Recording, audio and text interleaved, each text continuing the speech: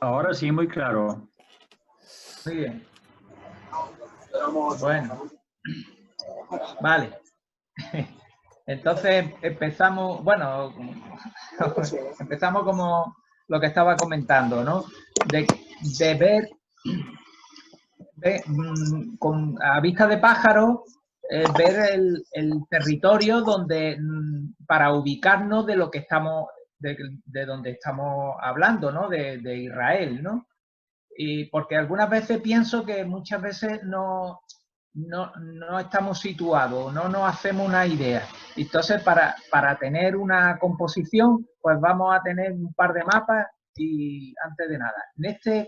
En el mapa que estamos viendo de satélite, vemos el territorio de Israel desde la parte norte, aquí donde está el lago de Galilea, y todo el territorio, digamos, esta parte montañosa, Jerusalén, y aquí debajo estaría Hebrón. Bueno, estamos viendo esto, estamos situados, fijaros, en la parte este del Mediterráneo. Aquí ya a partir de aquí sería el Sinaí, en la península del Sinaí, y esto ya es, digamos, el Egipto y lo que hoy es el Canal de Suez en esta parte, ¿vale? Esta parte de aquí arriba sería ya el Líbano. Aquí vemos lo que es Damasco, Siria, Jordania, el Mar Muerto, lo vemos. Bueno, en esta que estamos un poquito más cercanos, la vista de pájaro, pues estamos viendo el lago de Galilea o Tiberíades, tiene varios nombres, ¿no? El Mar Muerto al sur y el recorrido de lo que es el río Jordán, ¿vale? Bueno, las ciudades que estamos viendo pues son ciudades actuales, lógicamente. Pero para situarnos, vemos como aquí arriba, esto es Galilea, Jerusalén está aquí abajo, debajo al sur de Jerusalén sería la zona ya más desértica. Toda esta parte de aquí es el desierto de Judea, hacia abajo, hacia el sur, y todo esto es bastante árido, la zona esta, aquí donde estaría Jericó. Bueno, esta zona de aquí es la zona montañosa de Israel. Es como una espina dorsal. Esta parte de aquí es la Cefela, ya la pronunciación, yo digo Cefela, otro la acentuación diferente, pero bueno. Esta parte de aquí, de la costa, es donde se asentarían los filisteos. Y aquí arriba, de aquí arriba, después de Acre, un poquito más arriba, estaría Tiro y Sidón, ¿vale? En el centro aquí estaría Samaria. Bueno, pues esta parte a la derecha del río Jordán es Jordania actual, pero en el tiempo del antiguo israelita aquí se asentaron diferentes tribus que, bueno, según dice el texto, pero que vamos a ir un poco lógicamente, el enfoque en el que le voy a ir dando al tema es un enfoque desde el punto de vista de la arqueología, aunque algunas veces comente algo del texto bíblico, pero vamos a ver qué es lo que se saca de esas excavaciones y qué podemos obtener realmente de este pueblo en el antiguo Israel. Es decir, estamos hablando del periodo del 1200 a.C. al 586 a.C., que es cuando los babilonios destruyeron Jerusalén y termina digamos, el periodo de los reyes de Israel y Judá. Una cosita, esto es simplemente para que cuando yo digo algunas veces Tel Dan, en vez de decir la ciudad de Dan, digo Tel Dan o Tel Megido, que es el que estamos viendo. En vez de Megido o Megiddo, es Tel Megido. Tel con una sola L es en hebreo, y Tel con dos L es árabe, igual, ¿no? Es un montículo, como veis, que es artificial porque se ha ido construyendo a través de diferentes asentamientos en épocas distintas a lo largo de la historia, y se forman, pues, estos montículos. Concretamente, Megido es uno de los asentamientos más antiguos y tienen cerca de 30 asentamientos, o 30, porque tampoco eso es exacto, asentamientos diferentes, de épocas diferentes, a lo largo de la historia. Como veis, tiene 30 y tantos metros, es una burrada. La altura que tiene, formada por las diferentes capas de asentamientos. Cada vez que se producía una destrucción por guerra, o porque también un terremoto, o porque cambian las épocas y hay nuevas construcciones, pero generalmente era por ese enfrentamiento bélico, generalmente. Concretamente aquí, en esta ciudad, que está situada en el valle de Jezreel, muy rico, donde pasaba la antigua Vía Maris, desde Egipto a Mesopotamia, ruta comercial, pues era un sitio clave. Veis aquí las excavaciones arqueológicas que se han llevado aquí muchísimos años, esto tiene mucha altura, han ido obteniendo en cada capa que se ha ido viendo ahí, y se ha datado y se ha visto los pobladores que ha habido ahí, se han hecho los estudios sobre cada época. Bien. Ahora, entrando un poco en materia, no voy a hablar, lógicamente, en otra ocasión, sobre el tema del éxodo. Lo voy a dejar. Lo que es el momento en el que se detecta a israelitas, al pueblo hebreo, que empieza a detectarse arqueológicamente. Pues a partir del 1200, final del siglo XIII, a 1200, estamos hablando antes de Cristo. Las cifras ya no voy a decir antes de Cristo, es siempre antes.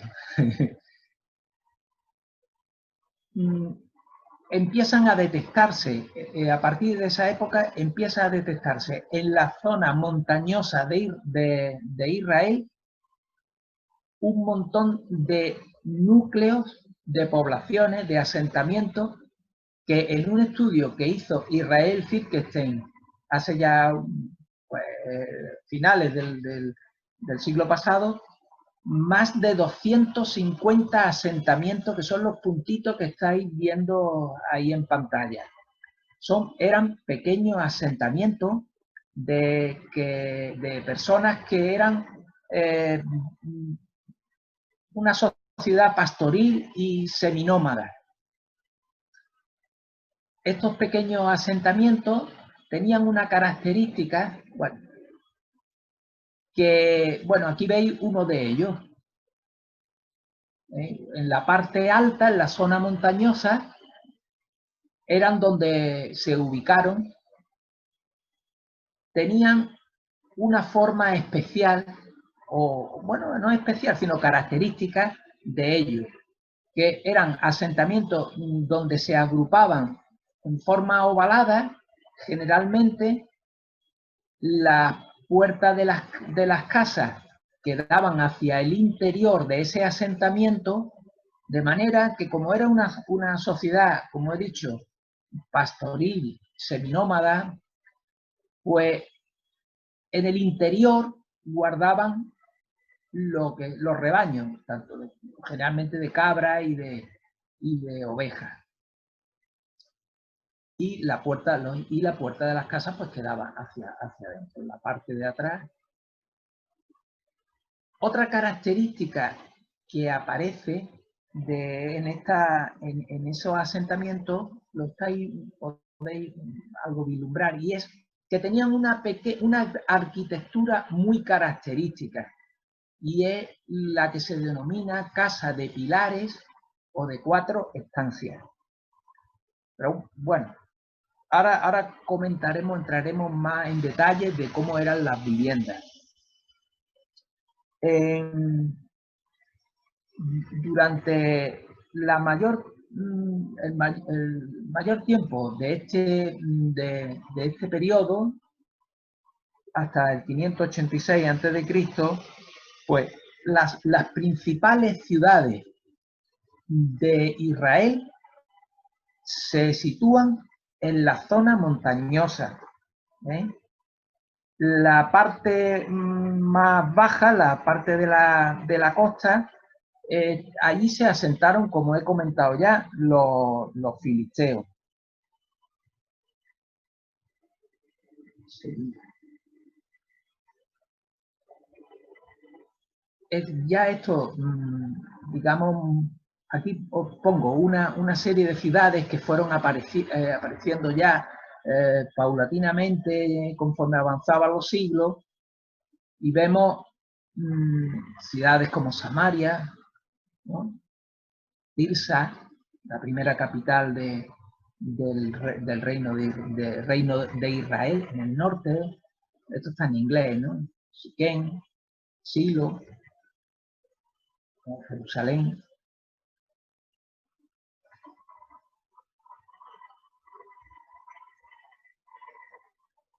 Alrededor de estas ciudades que que aparecieron un poquito más importantes, y en la que empezaron a amurallar, había un montón de pueblecitos y de aldeas pequeñas que eran los israelitas, vamos a decir, el pueblo llano. En estas ciudades solamente, ¿qué es lo que vivían en las ciudades importantes? Pues la clase alta, vivía el personal militar, el establecimiento sacerdotal, los servidores reales y otro pequeño grupo de apoyo. Claro, en esta población así es la que destaca en el relato bíblico. Como guía de lo que vamos a ir viendo, me voy a apoyar en un asentamiento o una excavación que es Mizpah. No es la de la imagen, no es. Ahora veremos. En esta excavación, un arqueólogo que se llama William Frederick Bade, este hombre excavó Mizpah y ha hecho un museo donde ha sacado todo lo que él descubrió, lo ha expuesto allí, y es bastante ilustrativo en una universidad americana, bastante ilustrativo de cómo era la vida del antiguo Israel. Entonces he tomado parte de esto, me voy a apoyar un poco en este tema. La ciudad esta de Mizpah, a la que hago referencia, está situada a 12 kilómetros al norte de Jerusalén. Bien. Bueno, en la imagen, ¿qué es lo que estamos viendo? Es la Tel Berseba. Tel Berseba estaba al sur de Jerusalén. ¿Y por qué lo saco? Pues hemos visto antes este asentamiento en la zona montañosa.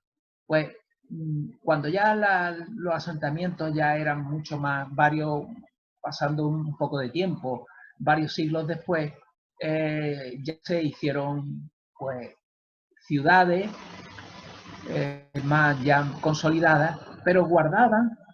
Voy a darle aquí. Veis que aumenta la imagen, ¿no? Estáis muy calladitos, no lo sé. Si veis. Oh.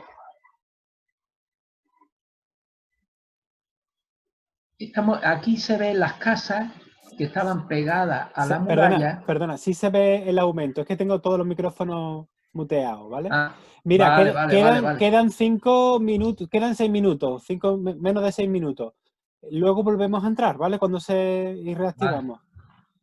Vale.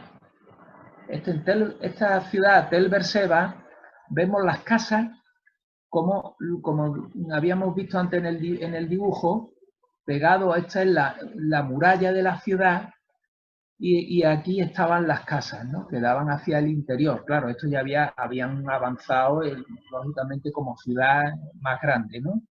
Pero era para que veáis la forma constructiva ovalada en la que muchas casas se apoyaban en la muralla, formando ese ojo. De todas maneras, todo esto vamos un poco comentando la forma de vida que tenían aquí, todo esto. Bien. Las casas, ¿cómo eran las casas de estas personas? Bueno, ellos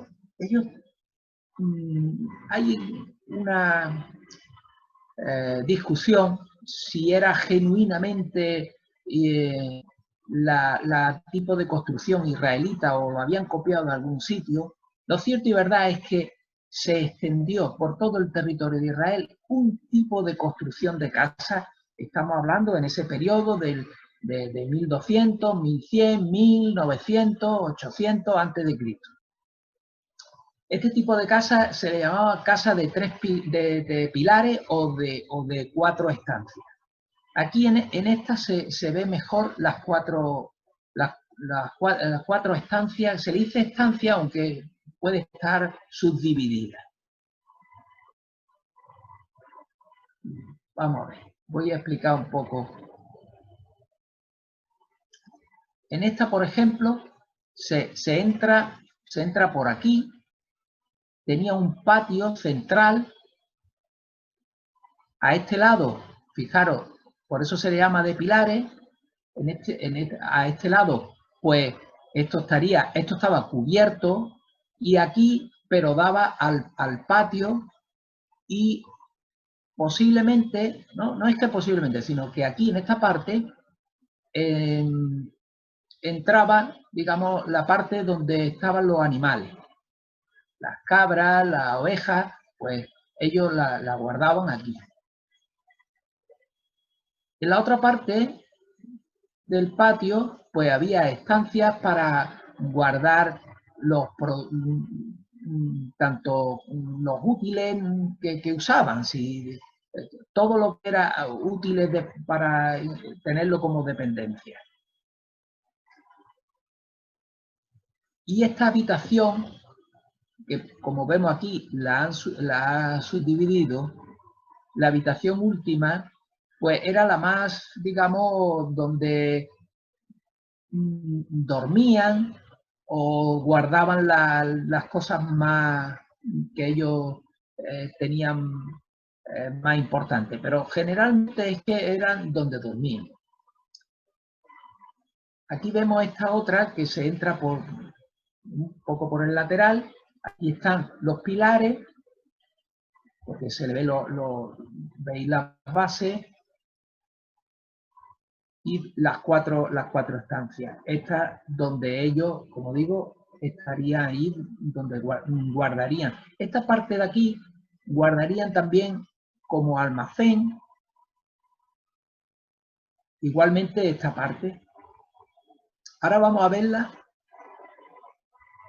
otro tipo, igual otra vista de otra ciudad. Estamos viendo, esta es de Samaria. Esta en Izbel Sartá, que se encontró, que se encuentra en la Cefela. Y esta también. Esta otra Tel Masu. Este está al sur de Jerusalén.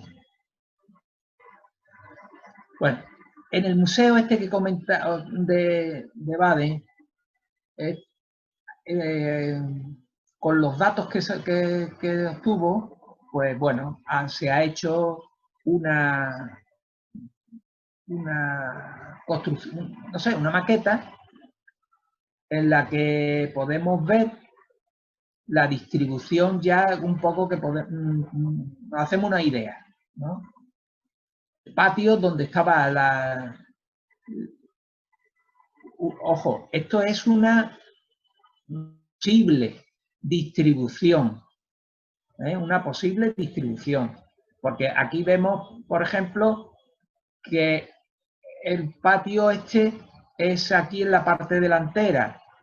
Hay otros que llevan el patio, otra distribución, otra idea de llevar el patio hasta esta parte más.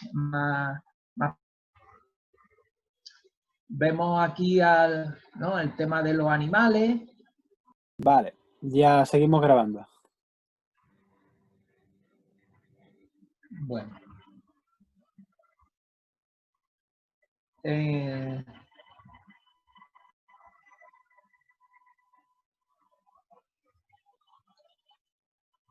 El suelo, veis aquí en la maqueta que puede ser de piedra, lajas de piedra o compactado.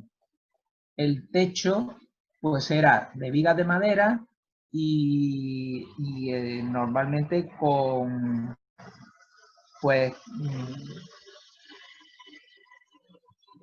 vamos a ver si lo digo, con un entarimado, no me salía la palabra, un entarimado de ramas que estaban pues recubiertas con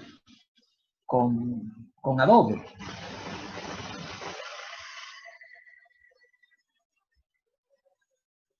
El muro o los muros de la casa estaban, la base era de piedra y las paredes eran o de adobe, y dependiendo de la zona, pues también eran de piedra.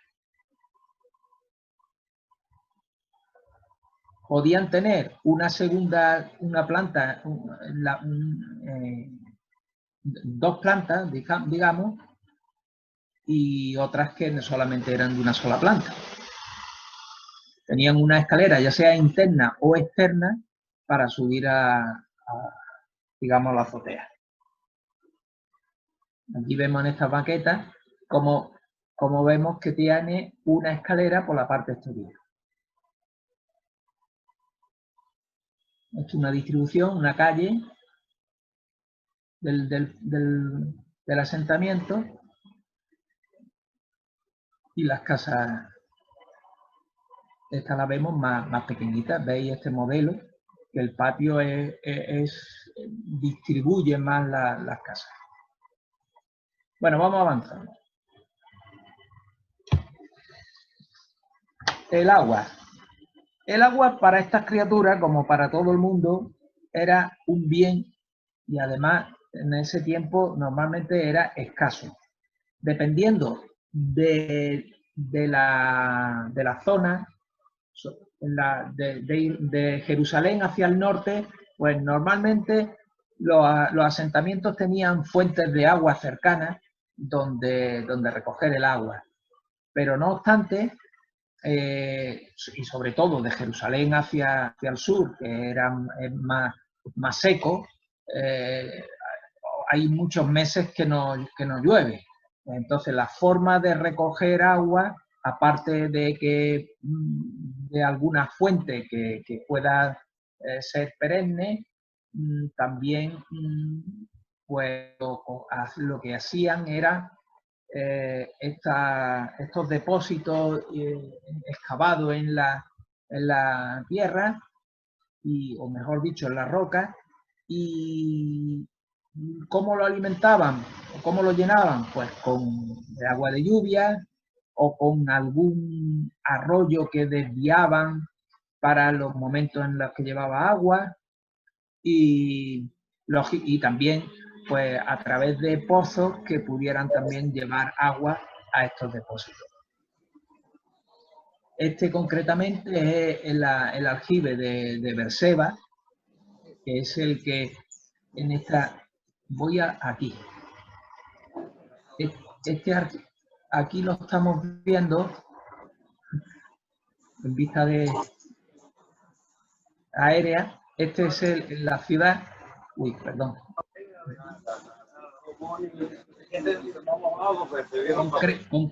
Uy, ahí se ha metido sonido. Concretamente este se llenaba, aparte del agua de lluvia, por aquí había un arroyo que no circula el agua de forma continua, pero cuando llovía pues aquí hay un canal hecho. Esto es un canal subterráneo que llenaba al depósito. Bueno. También en las casas particulares, porque este era el depósito de la ciudad. En las casas particulares, también en los patios, hacían también aljibes que llenaban con el agua de lluvia que podían recabar.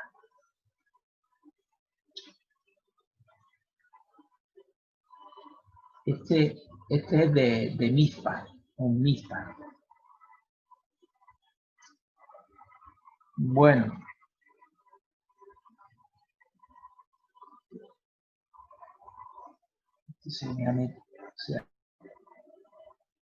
Perdona, es que esta foto, bueno, voy a pasar. Ahora comenté algo de este foto. Ha pasado algo que se me ha ido el orden, el orden que tenía, no se ha variado, se ha trastocado, por eso estoy mirando y digo, aquí esto es diferente. Bueno, vamos hago un reajuste. La cerámica. El objeto más común que se ha descubierto en las excavaciones, tanto en su uso como por ser duradero, es la cerámica. Había una destrucción o cualquier cosa, la cerámica se rompe, pero se rompe, se hace trozo, pero se puede llegar a ella y encontrarla. No se disuelve, digamos, en la tierra. La cerámica era de diferentes tipos y formas, técnicas a lo largo del tiempo, y esto se le llama tipología de la cerámica. Bueno, pues los expertos, los arqueólogos, han estudiado esas diferentes tipologías de la cerámica de manera que a través de ellas, a través de las diferentes formas y técnicas de hacer la cerámica, pues datan, fechan las diferentes épocas de esos asentamientos y de la historia de ellos, ¿no? Normalmente, pues, utilizaban el torno del alfarero, y el horno para darle dureza. Y para darle un acabado un poco más suave, pues le daban con un pulidor llamado engobe rojo. Bien, ahora vamos a ver diferentes tipos. Este que estamos viendo es, en la imagen, es una vasija de almacenamiento que normalmente podía ser para para los almacenes reales. Se le llama pitoi este tipo de vasijas.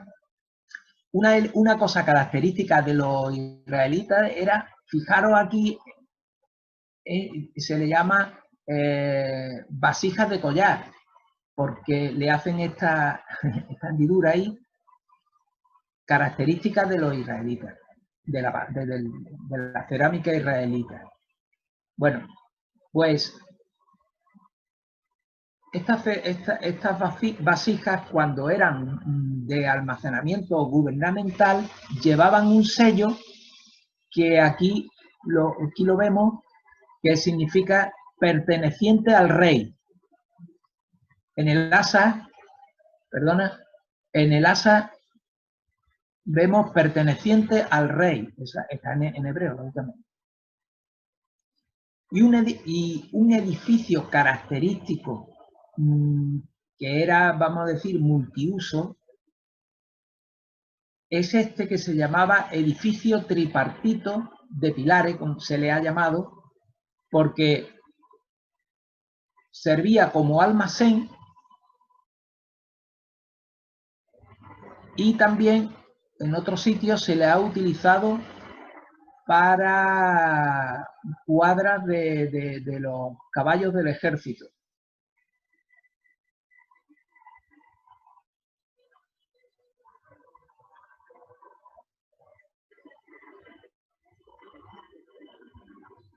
Vamos a ver varios tipos de vasijas, ¿no? Una jarra, esta es de Mizpah.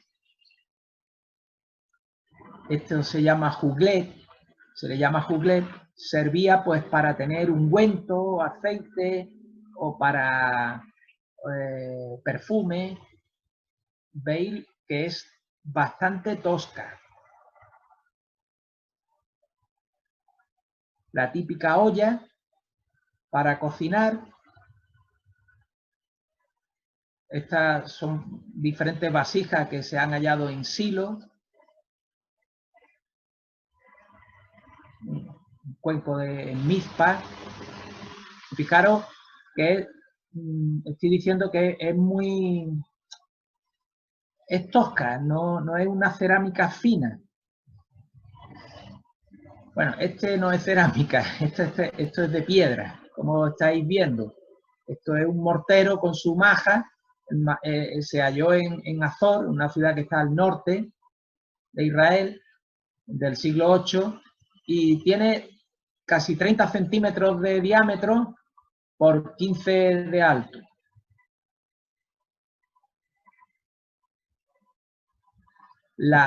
Estas son las típicas lámparas de aceite que por todo Israel se encuentran. Esta es la forma, la más sencilla, la más simple. También veis muy simple.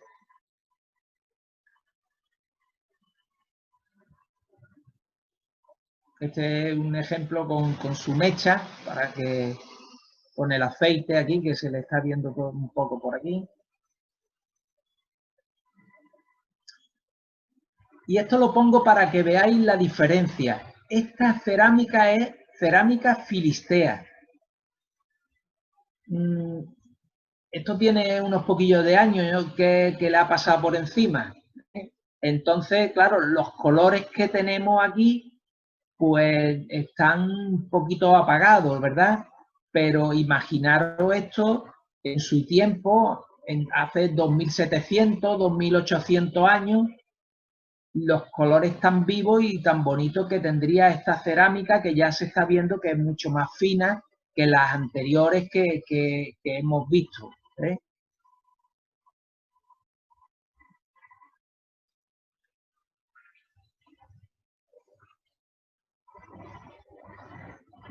Bien.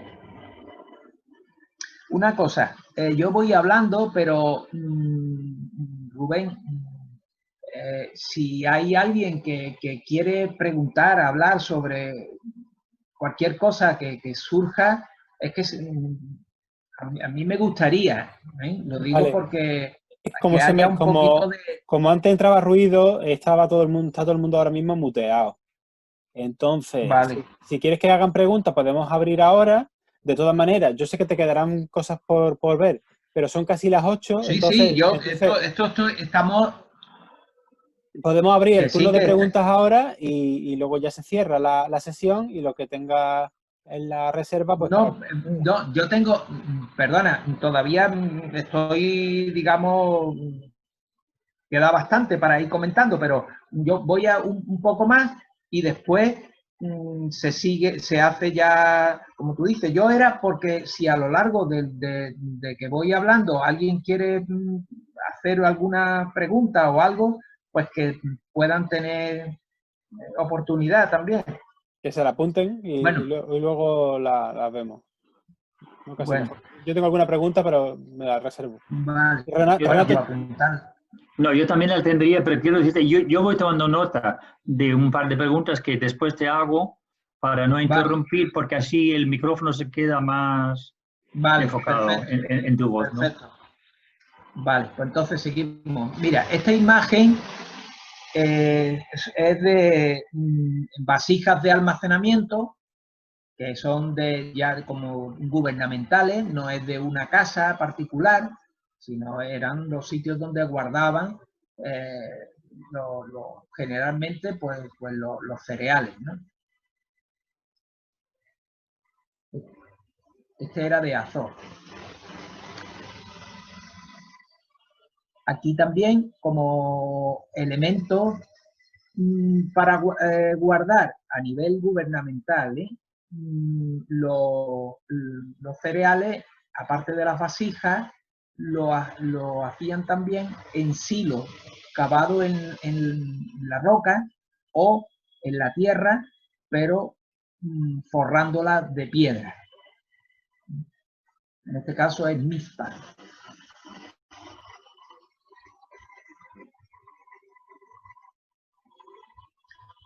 En esta imagen, pues bueno, vemos un montón de cerámica. Voy a aumentarla un poco más.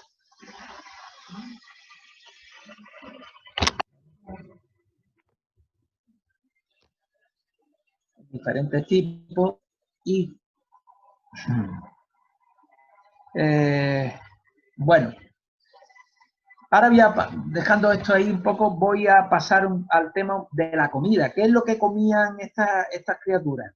Pues la comida, como es lógico, estaba basada en la producción agrícola local y como no podía ser de otra manera, su cultivo que tenían ellos era el típico mediterráneo. Nosotros aquí en nuestra zona mediterránea, malagueña y toda esta zona, pues nos identificamos con muchas cosas porque es la cultura mediterránea y la producción mediterránea de los productos. Es decir, a nosotros nos suena muchísimo, pues bueno, todo, el trigo, la cebada, las habas, las lentejas, las uvas, las pasas, las aceitunas, los dátiles, los higos, las granadas, las almendras, por supuesto, la producción de, bueno, la miel y el ganado, pues típico nuestro también, la cabra, la oveja, para elaboración del queso también. Lógicamente se usaba la sal como elemento no solamente para condimentar, sino también para conservar los alimentos. Es decir, es una cultura mediterránea nuestra. El que viva a otras personas que vivan en otras latitudes, lógicamente, pues algunas cosas no se la tienen que ver de otra forma. La carne, para ellos la carne era un bien escaso y se tomaba en fechas muy concretas, en algunas celebraciones familiares o religiosas. Y un elemento característico que tenían los asentamientos israelitas y que se ve con mucha claridad es que en ellos no se encuentran huesos de cerdo. Es uno de los elementos distintivos de los asentamientos cananeos y filisteos que estaban, digamos, vecinos, ¿vale? Esto es un elemento bastante característico de ellos.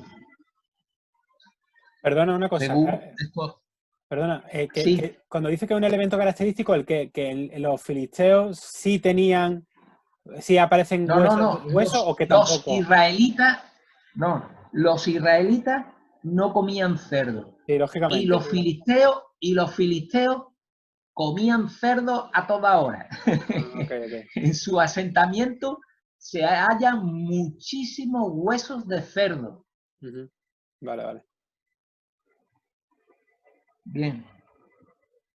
Las cosechas, como hemos visto, pues se almacenaban en grandes vasijas, como hemos visto, que se sellaban y se iban usando conforme se necesitaban. Bueno, y uno de los elementos, bueno, aquí hay en la imagen, vemos una jarra un poco especial. Se le ha roto la parte frontal, pero vemos estos agujeritos. Aquí vemos otra que sí se le ve, que es un colador hecho de... Y esta vasija, ¿para qué se utilizaba? Pues esto es una jarra de cerveza. Bien.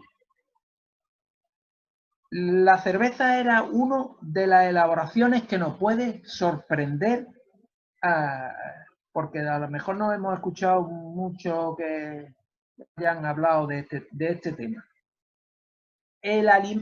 La cerveza es un elemento de primer orden en la alimentación de no solamente israelitas, sino en todo Oriente Próximo. Empezando lógicamente por Egipto y Mesopotamia, donde hay registros de miles de años antes de lo que estamos comentando. Tiene muchas calorías y vitaminas, lógicamente, y el alcohol pues elimina las bacterias que lleva el agua. Una de las cosas que se hacía era el agua echarle un poquito de vino. Y de esa manera, pues, el agua quedaba buena, digamos.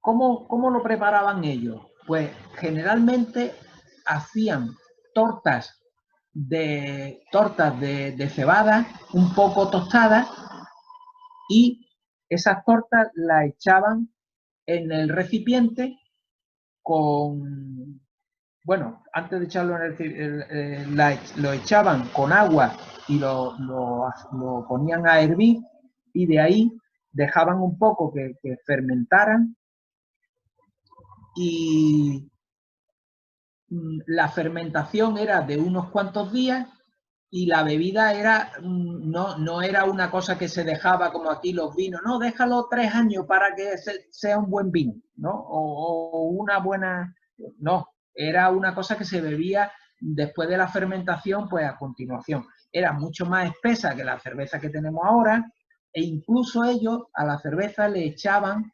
a esas tortas con el agua que fermentaban, le echaban higos o dátiles para darle los puntitos ya que ellos, pues que a ellos les gustaban. Esto que estamos comentando aparece en el texto bíblico. Hay una palabra que tal vez no ha sido muy bien traducida, que es la palabra shecar, y que en el registro, en el análisis, bueno, la traducción de secar se ha traducido por vino, licor o bebida fermentada. Aunque hoy día se sabe por el registro de los análisis del material que aquello era restos de cerveza. Así que no hay duda en esto.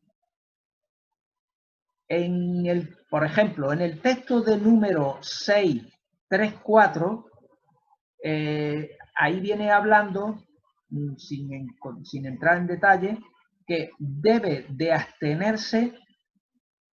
Estaba hablando, creo recordar, que no sé si era de Sansón, que decía que debía de abstenerse cuando iba, se lo estaba diciendo a la familia, que debía, cuando era pequeño, que debía de abstenerse de vino y de otras bebidas fermentadas.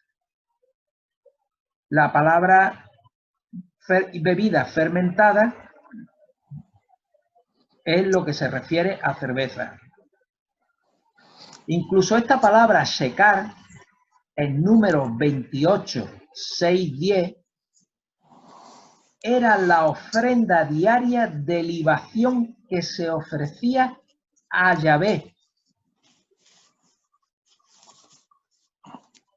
Dice el texto, y la libación correspondiente, 1/4 de cestario por cada cordero. La libación de bebida fermentada, la cerveza, para Yahvé la derramarás en el santuario. Esta traducción es de la Biblia Jerusalén, porque veo que en otras traducciones de equivalencia dinámica siempre aparece, como digo, vino o licor. No sé por qué. Se ve que es como si hubiera algo ahí con respecto a este tema. Pero además es usada para cobrar ánimo, se usa para cobrar ánimo a las personas. Por ejemplo, en Proverbio 31:6 dice, dale licor, que ya esa palabra licor, estoy diciendo que es la cerveza, dale licor a los que están por morir. Será por las vitaminas, por la fuerza alimentaria que tiene, ¿no? Y vino a los amargados. Fijaros la frase, dale licor a los que están por morir y vino a los amargados. Proverbio 31:6. Esa es la Nueva Biblia Internacional.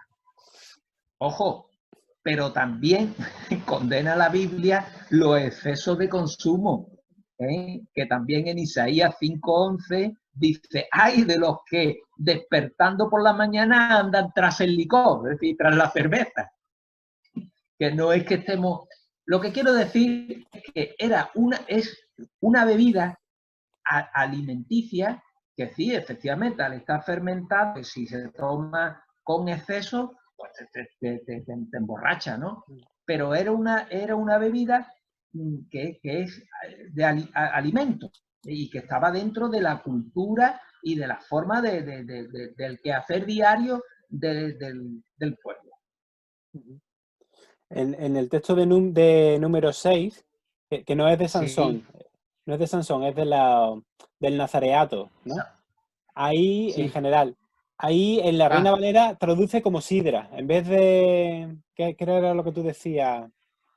Bueno, ¿cerveza? Sí, no, pero otra traducción. Bueno, la cosa es que aquí aparece como sidra.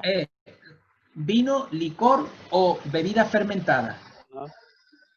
En la mayoría de los textos de traductores en el que aparece. Bueno, pues otro más, sidra, ¿no? Otra palabra más. Bueno, pues lo del nazareato me he confundido. Muy bien, por la corrección. Bueno, aquí vemos la vasija en la que también tiene el colador para que salga el líquido con la menos cantidad de grumo. Bueno, pasamos a otra cosa. Para cocinar, ¿cómo se cocinaba? ¿Dónde se cocinaba? Pues se cocinaba en unos hornos de arcilla abovedados. Esto estamos viendo en Jezreel. Jezreel está en digamos, el valle en el valle de Jezreel. Jezreel, la ciudad, está cerca de Río Jordán, en el norte. Bueno, ahí vemos la imagen, unos hornos de arcilla abovedados que se llaman tannur, donde en las brasas pues se cocinaba o se horneaba las tortas de pan, pegando las masas en las paredes. Esto, bueno, es una simulación que han hecho los arqueólogos para ver un poco cómo horneaban el pan pegándolo en las paredes, ¿no? Pero estas de aquí son imágenes de la excavación de Jezreel. En la parte, estos terminaban como es abovedado, y en la parte de arriba un poquito abierto, incluso arriba se podía poner una olla para cocinar. Disculpa que te interrumpa. Un segundo. Mira, nos quedan 9 minutos por lo que es el tiempo que nos dan. Yo personalmente preferiría que sean menos porque ya son las 8:15 y empiezan los baños del niño y la cena, porque no lo he acostado a las 9. Entonces, abrimos el turno de preguntas y ya seguimos con el tema de las cocinas el próximo día, si os parece bien. Pues vale, seguimos con el tema, claro, perfecto. Lo digo porque yo me podría retirar y dejaros si queréis. No, perfecto. Además es que ha corrido ya el tiempo bastante. Vale, pues entonces si queréis abrimos el tiempo de preguntas. Renato tenía algunas. Pues yo sí. Muchas gracias, Paco. Ya hemos comentado lo de número 6, así que esto lo borro. Lo del nazireato. Una pregunta y un comentario. Has mostrado 2 jarras en un momento dado de cerámica, ¿no? Y esa y la otra, exactamente. Y una de esas, lo has comentado, le has puesto el nombre de Huglet. Sí. ¿Verdad? Y yo no sé si se dice así en la arqueología española, porque yo simplemente la he tomado como una palabra inglesa y en inglés significa jarrita. Sí. Pero se ha asumido en la arqueología, se ha tomado, es que se toma muchísimas palabras inglesas. Ah, vale, porque ese es el significado básico que tiene. Sí, jarrita. Efectivamente. Vale. Sí. Y luego, por eso decía yo que... Ajá. No, sí. Sigue. Nada más. No, iba a decir que al ser, como tú has dicho, una jarrita pequeña, pues se utilizaba para eso, para ungüento, perfume, sí, una cosa delicada, ¿no? Ah, sí. Entonces tengo un par de curiosidades que son curiosidades que tú no lo has comentado directamente. Entonces a mí siempre me pica la curiosidad un poco por las cosas así como muy mundanas cuando entramos en un sitio de arqueología, ¿sabes? Y, por ejemplo, me pregunto si en alguna parte han encontrado alguna vez algún resto de cama. Y supongo que si las camas eran de madera también serían perecederas, eso lo entiendo, y por eso se han conservado un poco. Pero me pregunto si se tiene una idea más o menos concreta de cómo era una cama de esta época. Lo que yo sepa, no he visto ninguna cama que yo sepa, ¿no? Claro. Quiero decir que hayan encontrado y hayan, pues mira, se tiene este material de la cama. No lo sé. Claro, me imagino que yo que sepa, normalmente normalmente lo que se ha conservado son restos de esteras de esparto. Sí. Eso pensaba yo. Pero... Exacto. Y si ha habido camas, a lo mejor con pieles y con madera y qué sé yo, son materias perecederas, ¿verdad? Y la arqueología no se conservan tantos siglos, me imagino. No, por eso ya cuando lleguemos a la escritura veremos cómo no se ha conservado nada de papiros ni de pergamino. Claro, ese es el problema. Solamente los dragones. Sí. Otra pregunta un poco mundana también, como en las casas, tengo entendido por lo que me explicas y por lo que he visto, que no tenían un lugar, digamos, destinado para el aseo, para hacer sus necesidades. Y si es así, yo deduzco, entonces eso se hacía en la naturaleza, se salía de la casa y se hacía un hoyo en alguna parte y con eso se resolvía. Efectivamente, Ya. efectivamente. Vale. Pero eso se ha hecho hasta muchos años después. Se salía fuera de Pues la sí. casa. Sí, es verdad. También en Europa se ha hecho mucho. Claro. No hace tantos años, ¿eh? Claro. Que se quitó.